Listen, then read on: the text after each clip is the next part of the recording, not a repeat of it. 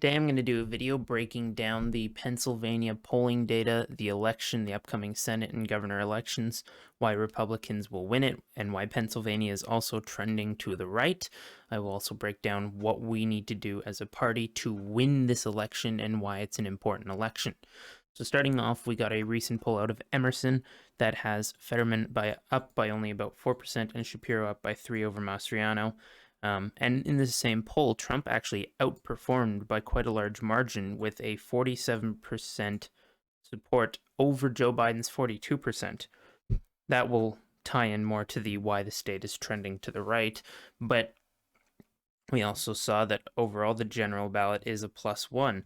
So the state is shifting to the right. And I looked a little closer into this poll. The overall makeup was more Democrat than Republican. Now, that might be like, okay, well, the state has a higher registered Democrat rate, but general ballot had Republicans up. And if we look at the, not there, if we look at the exit polls of the 2020 election, the party ID had Republicans up by 1 more percent. The biggest deciding factor was independence. Now, independence will play a massive role into the overall electoral result of Pennsylvania.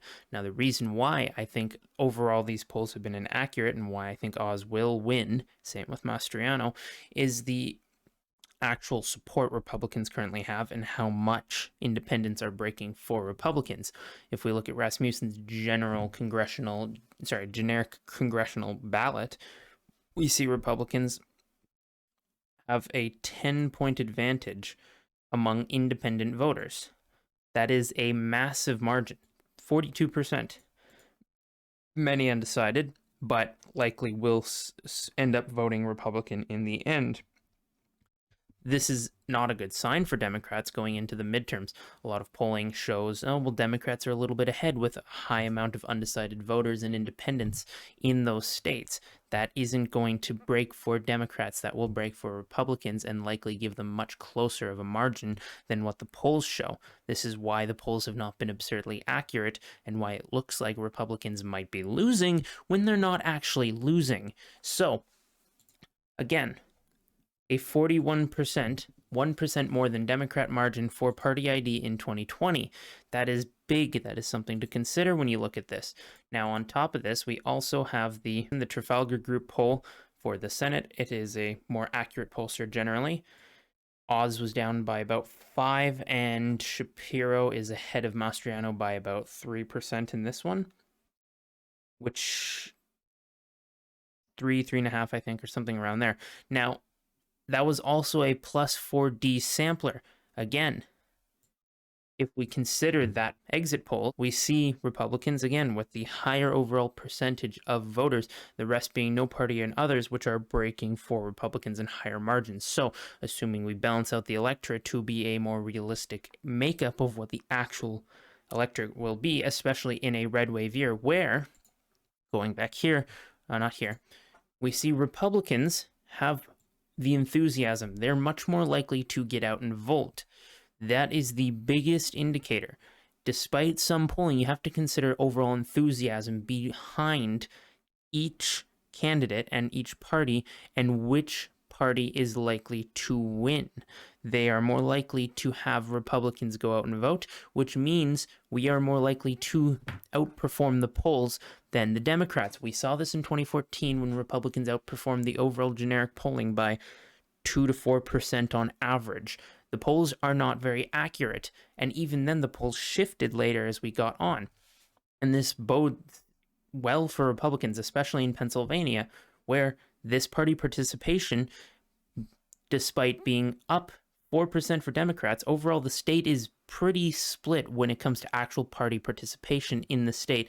And if we consider what the voting will be in the 2022 midterms, where Republicans are enthused right now and they are energized, they're more likely to get out, they're more likely to vote than Democrats are. So even if they make up slightly less of the electorate, more of them are more likely to get out and vote than the Democrats, which will have an effect on the actual results of the Pennsylvania elections.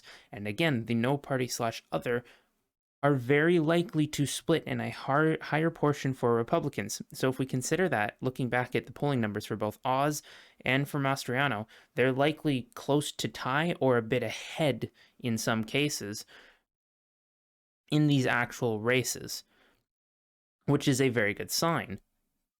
Pennsylvania, again, shifting to the right. They're a very industrialized state. Their biggest issue per the Emerson poll was the economy, which is something Republicans have a very big advantage on when it comes to campaigning. The issues with the economy right now are very easily linked to Democrats, Biden, and the Democrat policy, which is something Republicans can easily hammer home in their debates and in their overall campaign messaging, but they need to focus on other issues that affect them as well. In other states, it may vary, but in Pennsylvania, the biggest one is economy. And this is something where Republicans can make up a lot of ground if they're smart and they put money into this race instead of wasting it on races that we've already basically won, like in Florida or Ohio, where we're massively overspending for races that we pretty much are guaranteed to win at this point, especially if you consider all the polling. And again, this one also shows independents are breaking for Republicans. The point here is Republicans have a lot more of an advantage over Democrats than some people might think, despite, oh, well, I'm an intelligent, I know what I'm talking about. I see these polls and the Democrats are up, so therefore I must be right because I looked at one or two left-wing pollsters, therefore Republicans are going to lose and the red wave's dead.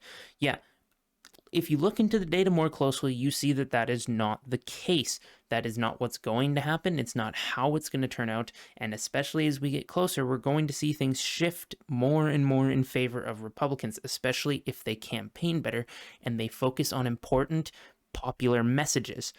The biggest of which being a more populist conservative agenda. We are told, oh, well, more Trumpian ideology and campaigning policy is not popular. It's not going to win the elections. Just focus on tax cuts, tax cuts, tax cuts. No, that's not going to win you anything. That's what the Republican Party's done for 20 years, and it's gotten us nowhere. We've done worse. We've given up every important cultural issue. But when we look at this, Virginia, a D+10 state, we saw polling. Youngkin was only ahead by about 1%, and he wins it by 2% overall in a D+10 state. He wins the governorship, and he campaigned on that America First, conservative, populist kind of parental rights type platform. He campaigned the way other Republicans need to be campaigning if they want to win elections and if they want to actually win the midterms.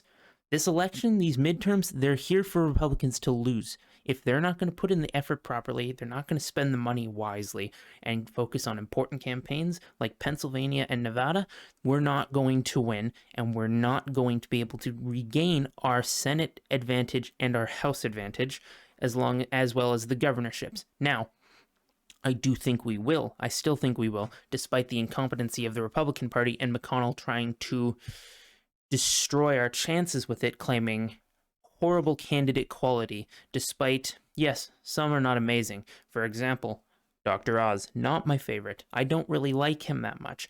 And a lot of the other polls, I would say the reason he's down is because there is a high number of Republicans who are undecided at this point who will likely break for Oz because they're not going to vote for a socialist in Fetterman.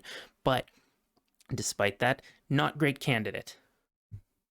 Oz is a very questionable candidate, but he is better than Fetterman, which is why Republicans need to get out and vote for him. We can't get complacent, and we can't go, oh, well, I don't like him, so I'm going to protest vote for a socialist who would be 10 times worse. You can easily, when his term is up, you can replace Oz in a primary if you don't like him. Better candidates can come around by then. But voting for Fetterman would mean 6 years of really bad policy. Really bad.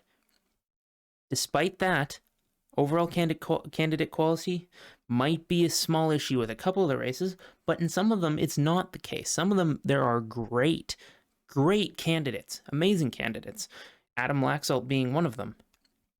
He is very likely he could actually win, and Blake Masters being an amazing candidate and probably will be one of the best senators. I've said it a few times, but a good candidate, and he is capable of winning. Again, if we focus our energy on these important races, not on these unimportant ones that, well, albeit are important, I guess, but ones we're going to win. We need to focus more on ones that are closer. The more toss-up races, we need to try and gain as much of an advantage.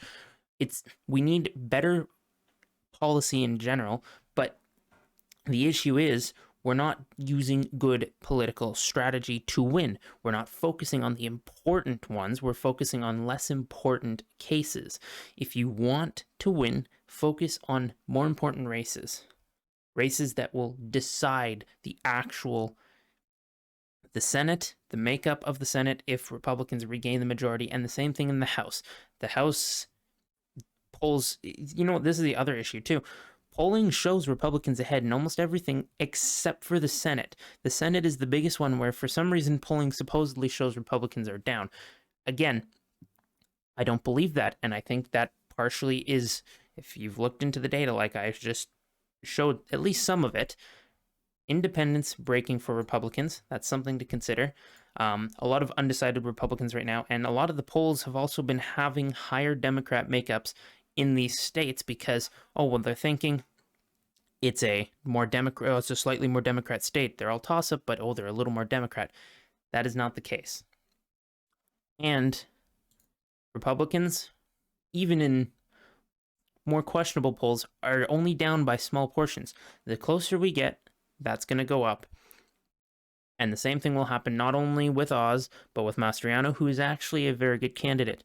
In the end, I do believe Oz and Mastriano can win if the Republican establishment stops focusing on unimportant races and putting all our money into Ohio and starts focusing on this race. We can win this, and I do think we're actually a little bit ahead, especially if we consider Trump's overall support. That is a very good sign for 2024, and it's also another reason why Trump should announce his candidacy for the presidency in 2024 soon, which I think would enthuse Republican voters enough to get more of us out to vote, get more of them out, and to help us win in the midterms. Anyways, that's the breakdown of the 2022 midterm Pennsylvania elections. I hope you guys did enjoy it. If you want to see more videos like this, you want more information, more breakdowns, more analytical type videos, leave a like on this video, leave a comment, let me know what you think. I'm looking to make some more in the future. If anything important comes up, other important races. I'm also looking to do some live streams when elections are up. Please consider turning on the bell notification as well to be kept up to date with any videos I might post if you want to see more. Anyways, that's all for now. Hope you guys all have a good night.